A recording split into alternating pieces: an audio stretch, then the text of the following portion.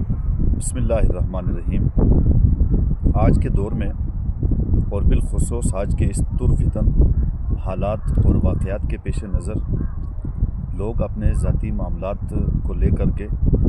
सादात किराम के ऊपर तानो तशनी करते हैं और ये नहीं देखते कि इनका सिलसिला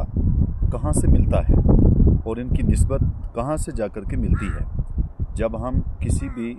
सैयद के ऊपर उंगली उठाएं, एतराज़ करें,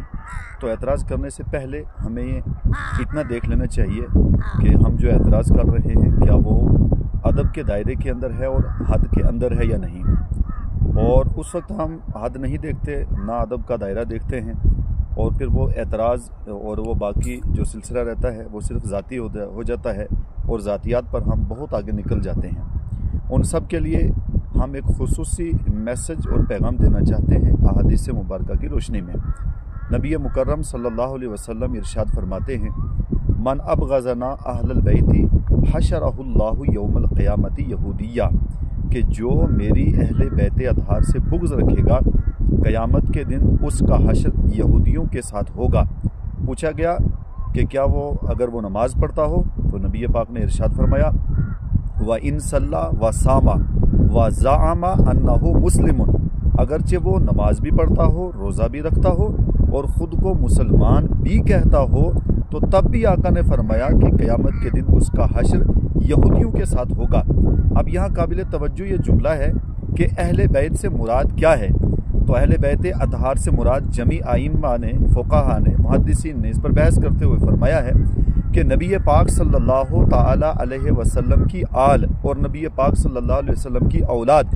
के सरकार अलैहिस्सलाम से लेकर सुबह क़यामत तक आने वाली सारी औलाद अहले बैत अतहार में कहलाई जाती है।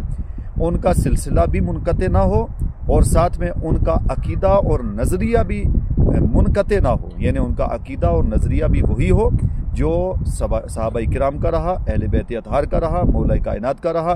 गौसे आज़म जिलानी का रहा, ख्वाजा मोइनुद्दीन अजमेरी का रहा, बुजुर्गान दीन का अकीदा रहा, यानी जो अहले बैत का उनके बाप दादा का तरीका और अकीदा और नज़रिया रहा, वही अकीदा और नज़रिया इनका भी है और इनका नसब भी मुनक़ता ना हो, दोनों चीज़ें बरकरार हैं। क़यामत तक आने वाले दोनों के दोनों, यानी इनका नज़रिया और दोनों चीज़ें अगर बरकरार हैं, तो क़यामत तक आने वाले सारे लोग जिनका ताल्लुक़ अहले बैत से है वो सब के सब अहले बैत में कहलाए जाएंगे और इनकी ताज़ीम और तकरीम करना